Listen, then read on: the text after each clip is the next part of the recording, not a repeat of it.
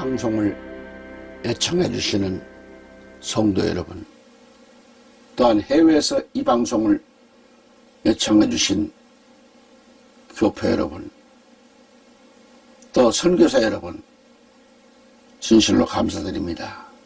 오늘은 요엘서 강의 5번째 시간입니다. 오늘은 여호와의 날, 다윗에게 허락한 확실한 은혜라는 주제로 말씀을 드리고자 합니다. 물론 지난번에 이어서 계속됩니다. 오늘은 요엘서 1장 4절로 7절 말씀을 중심으로 합니다. 먼저 4절을 보시면 팥종이가 남긴 것을 메뚜기가 먹고 메뚜기가 남긴 것을 늑이 먹고 늑이 남긴 것을 황충이 먹었도다 라고 했습니다. 킹 제임스 성경을 보면 풀떼기가 먹었다고 했습니다. 황충이든 풀떼기든 여기서 먹어버릴 때 먹지 못한다는 뜻입니다. 그러니까 우리가 잘 믿고 하나님의 말씀만 잘 들으면 확실한 은혜, 확실한 구원을 받는다고 했습니다. 바로 이 사실을 우리는 믿음을 가지고 믿어야 되고 말씀을 받는 겁니다. 그러니까 하나님의 말씀을 듣지 않고서 믿지 않는 자들에게 이것은 해당되지 않습니다. 이 말씀을 접한 시대, 너희는 너희 자손들에게 이것을 말하고 그랬는데, 이를 바꿔서 말하면, 거꾸로 올라가면 우리 아버지, 할아버지 구약까지 올라가서 야곱, 이삭, 아브라함, 아담까지 올라가게 됩니다. 이렇게 올라가도 이런 일이 있었느냐는 거죠. 그토록 무서운 재앙이 이 땅에 이루어진다라는 말씀입니다. 아담까지 거슬러 올라가서 보면 앞으로 닥칠 재앙과 같은 큰 재앙이 없었다는 거죠. 그런데 그 무서운 대재앙이, 아니 전무후무한 재앙이, 심판이 이 땅에 이루어지겠다는 것입니다.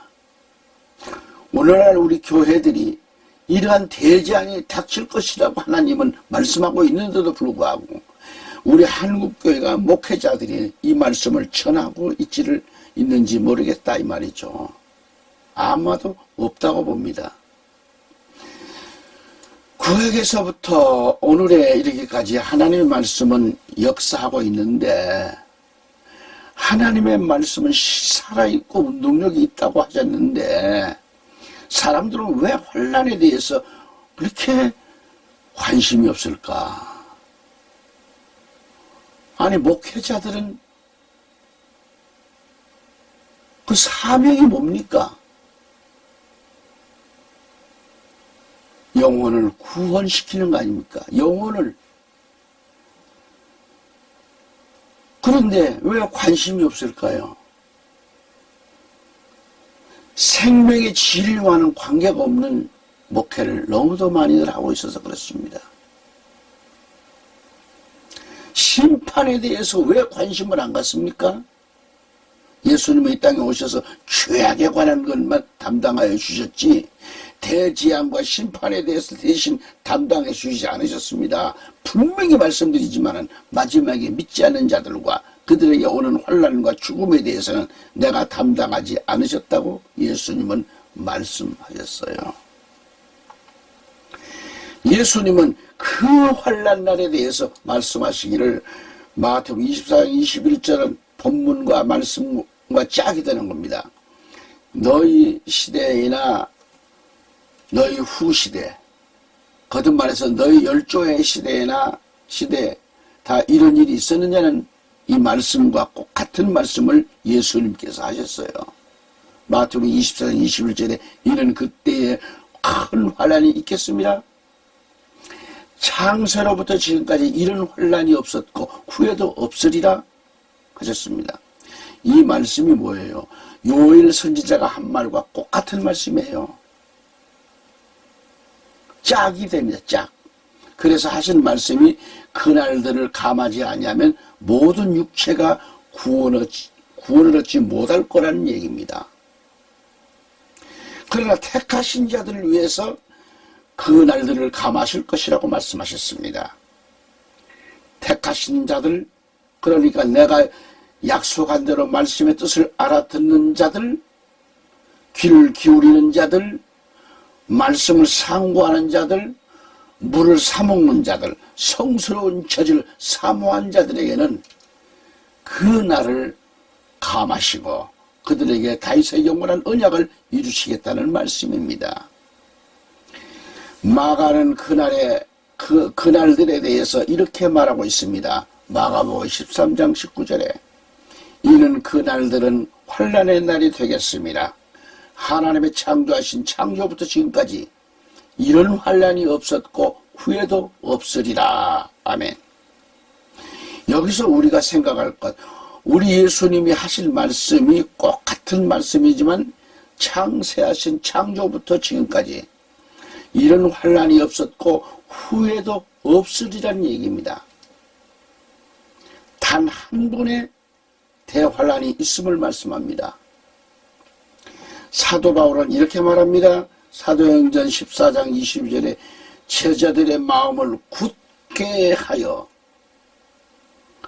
강하게 하여 이 믿음에 거하라 권하고, 또 우리가 하나님 나라에 들어가려면 많은 환난을 겪어야 할 것이라 라고 했습니다.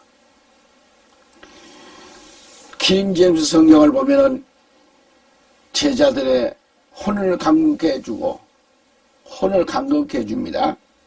그들이 믿음 안에 거하도록 권고하며 또 우리가 많은 환난을 거쳐서 하나님 나라에 들어가야 한다라고 가르치고 있습니다.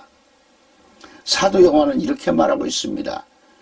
계시록 7장 14절에 내가 가로되 내 주여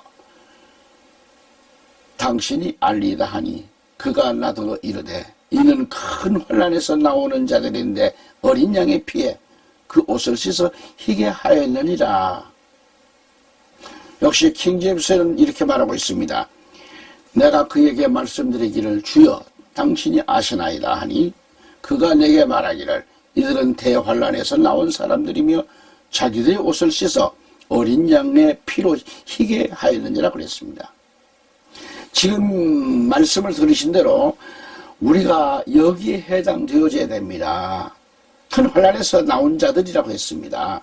예수님께서 분명히 말씀하시기를 창세로부터 이런 일이 없었다고 하셨어요.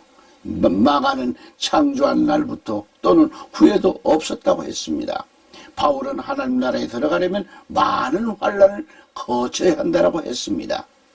예언자요 선지자인 다니엘은 이렇게 말하고 있습니다. 다니엘서 12장 1절 3절을 읽어볼까요?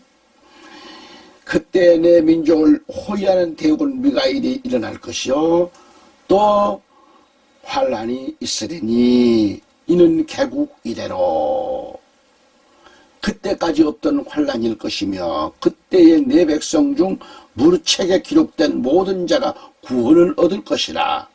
땅의 티끌 가운데서 자는 자 중에 많이 깨어 영생을 얻는 자도 있겠고 수욕을 받아서 무궁히 부끄러움을 입을 자도 있을 것이며 지혜 있는 자는 궁창의 빛과 같이 빛날 것이요 많은 사람을 옳은 대로 데려 돌아오게 하는 자는 별과 같이 영원토록 비추리라 라고 했습니다.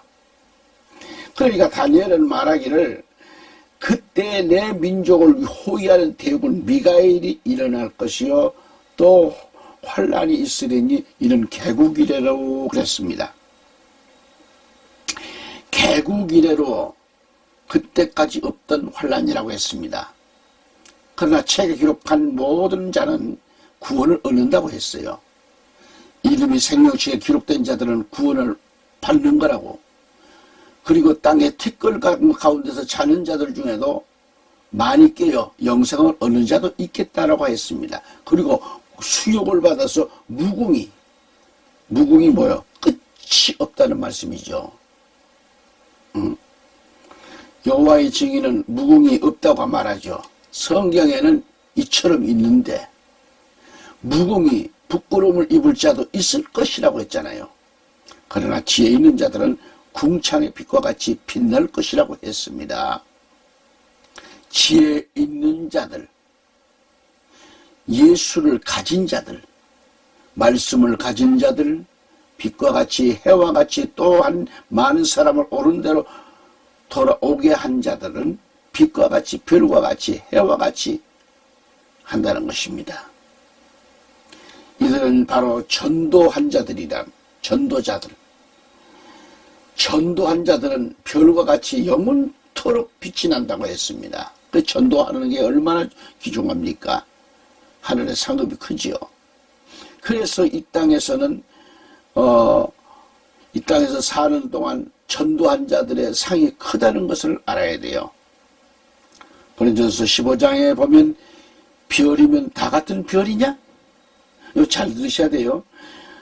별이면 다 같은 별이냐?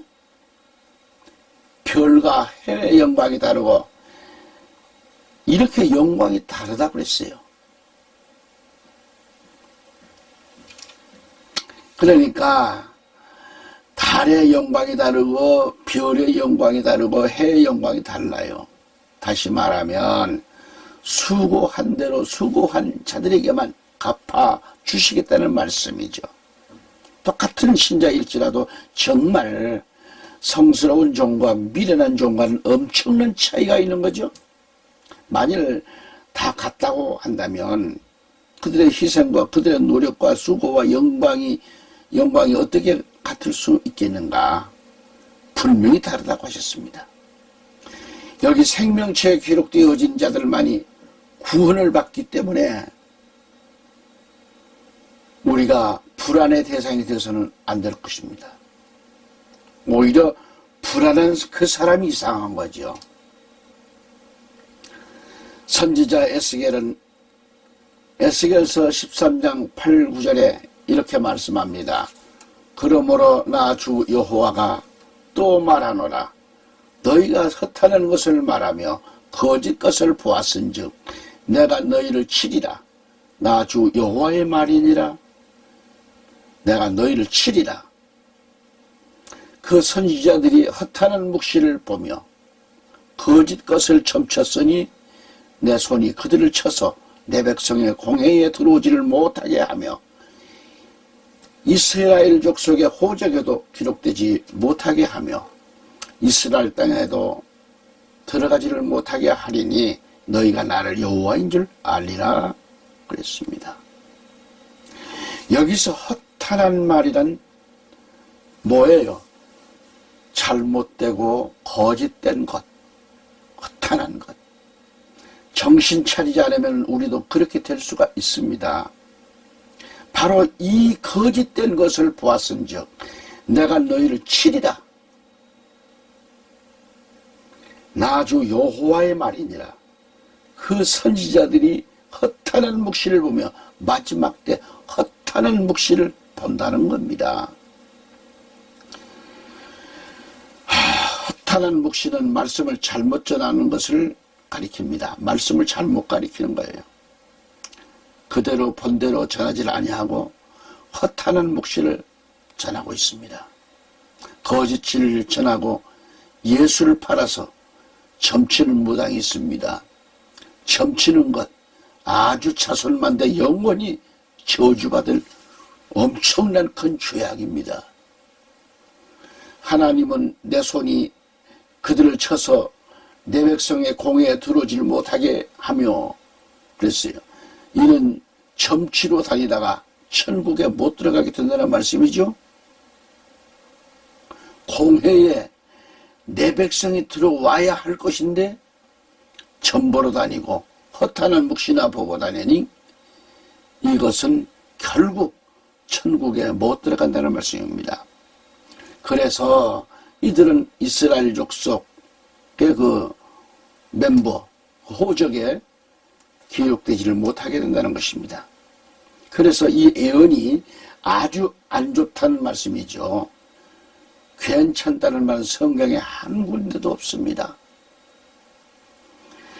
예수 점쟁이를 허용된 곳이 한 군데도 없습니다. 여기 보면 얼마나 중요한 말씀인가? 호적에 기록되지를 못하게 한다고 했습니다. 그렇다면 어떻게 할 것인가? 어떻게 하면 좋겠어요? 허탄한 묵시를 보며 거짓 것을 첨쳤으니 이는 바로 여호와의 선지자들이 그랬다라는 것입니다. 이를 우리는 알아야 돼요. 그들은 하나님의 선지자라고 말은 잘하지만 그들의 말은 말할 때마다 여호와께서 하나님께서 지금 말씀하신다고 입버릇처럼 놀려듭니다. 그러나 하나님께서는 나는 그렇게 말씀하시지 않았다라고 했습니다. 그래서 우리는 정신을 바짝 차려야 되겠죠. 설교 정신 차리고 해야 됩니다. 성도 눈치나 봐가면서 성도들 비유나 맞춰주는 하나님께서 원하시는 강한 메시지는 한 번도 전하지 않고 거라지 성경 전체에 축복 얘기만 골라가지고 설교해서 성도들을 붕뜨게 만들고 이게 되겠어요? 그게 호적에 올라가겠어요? 하나님 생명책에 기록이 될 것 같습니까? 호적에 기록 못 돼요. 그리고 이스라엘 땅, 이 가나안 천국에도 들어갈 수가 없어요. 그래서 너희가 나를 여호와인 줄 알리라고 엄히 말씀하셨습니다. 오늘날 목회자들 보면 정신없는 사람들 참 많습니다. 오늘 여기서 또 말씀을 접습니다. 할렐루야. 전국에서 해외에서 이 요엘서 강해를 예청하신 성도 여러분들 진심으로 감사드리며 다음 시간 또 뵙겠습니다. 할렐루야.